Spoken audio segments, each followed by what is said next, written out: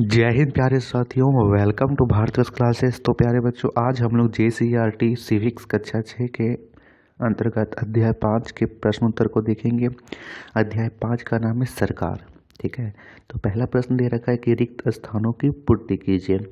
इसमें पहला है कि स्तर की सरकार का संबंध पूरे देश के लिए होता है। तो आप लोग खाली स्थान के में भरोगे राष्ट्रीय, क्या भरोगे राष्ट्रीय, कि राष्ट्रीय स्तर की सरकार का संबंध पूरे देश के लिए होता है।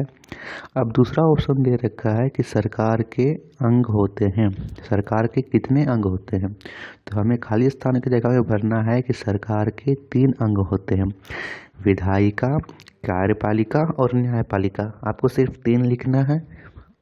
मैं एक्स्ट्रा बता रहा हूँ कि इसके 3 अंग होते हैं, कार्यपालिका, विधायिका और न्यायपालिका।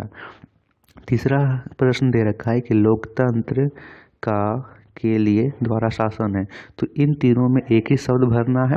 आप लोग भर लो कि लोकतंत्र जनता का, जनता के लिए और जनता द्वारा शासन है। ठीक है, कोई लोकतंत्र की परिभाषा पूछे तो आप लोग बोलोगे लोकतंत्र जनता का, जनता के लिए, जनता के द्वारा शासन है।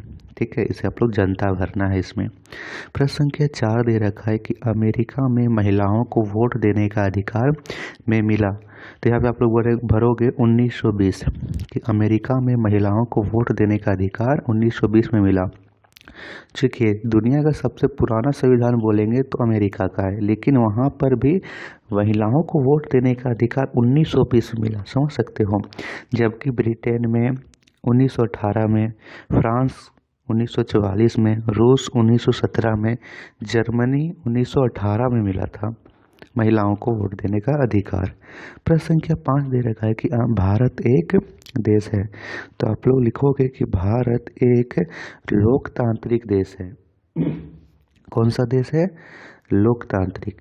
चलिए बच्चों, आपने नोट किया होगा। प्रश्न संख्या 2 देखते हैं। तो प्रश्न संख्या 2 कहता है कि निम्नलिखित प्रश्नों के उत्तर दीजिए।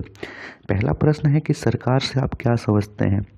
इसके उत्तर में लिखेंगे कि सरकार कुछ निश्चित लोगों का समूह होता है जो राष्ट्र में एक निश्चित समय के लिए तथा निश्चित पद्धति द्वारा शासन करता है। नोट कर लीजिए इसे। बढ़ते हैं प्रश्न संख्या 2 में। प्रश्न संख्या 2 कहता है कि सरकार के कौन कौन से प्रकार हैं। तो इसके उत्तर में लिखेंगे सरकार के। प्रश्न संख्या 3 दे रखा है कि लोकतांत्रिक सरकार से आप क्या समझते हैं। तो इसके उत्तर में हम लोग लिखेंगे, देखिए चूँकि थोड़ा सा लंबा इसलिए मैं धीरे धीरे पढ़ देता हूँ, आराम से सुनिएगा, कि लोकतांत्रिक सरकार को प्रायः प्रतिनिधि लोकतंत्र कहा जाता है। प्रतिनिधि लोकतंत्र में लोग सीधे भाग नहीं लेते, बल्कि चुनाव की प्रक्रिया द्वारा अपने प्रतिनिधि को चुनते हैं। ये प्रतिनिधि मिलकर सारी जनता के लिए निर्णय लेते हैं। इसीलिए कहा जाता है कि लोकतंत्र जनता का, जनता के लिए और जनता के द्वारा शासन है। देश के सभी वयस्क नागरिकों को मत देने का अधिकार दिए बिना कोई भी सरकार लोकतांत्रिक नहीं हो सकती। नोट कर लीजिए इसे आराम से आप लोग। बढ़ते हैं प्रश्न संख्या 4 में। तो प्रश्न संख्या 4 कहता है कि भारत में सरकार के कितने स्तर हैं, प्रत्येक का नाम लिखिए। तो इसके उत्तर में लिखेंगे कि भारत में सरकार के 3 स्तर हैं, स्थानीय स्तर, राज्य स्तर एवं राष्ट्रीय स्तर। कितने स्तर? 3 हैं, स्थानीय स्तर, राज्य स्तर एवं राष्ट्रीय स्तर। प्रश्न संख्या 5 दे रखा है कि लोकतंत्रीय और राजतंत्रीय सरकार में क्या अंतर है। देखिए, लोकतंत्रीय यानी लोगों के द्वारा, कि उसमें जो शासक होते हैं वो लोगों के द्वारा चुन के जाते हैं।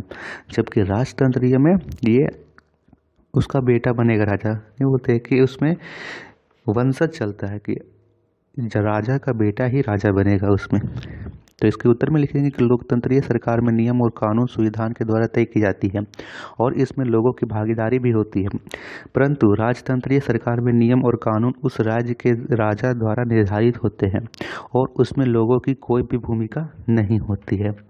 हाँ, हो सकती है कि इसमें कोई एक मंत्री हो जिसके कुछ, लेकिन हाँ, उसमें लोगों की कोई भी भागीदारी नहीं होती है, कि जो नियम राजा बना दिया वही सभी लोगों पर लागू होंगे। ठीक है बच्चों, तो ये थे प्रश्न उत्तर पार्ट 5 सरकार के। अगले वीडियो में हम सभी करेंगे स्थानीय स्वशासन के प्रश्न उत्तर। वीडियो पसंद आई हो, इन्फॉर्मेटिव लगा हो तो वीडियो को लाइक शेयर जरूर कीजिएगा। साथ ही भारतवर्ष क्लासेस को सब्सक्राइब जरूर कीजिएगा। धन्यवाद बच्चों। बहुत बहुत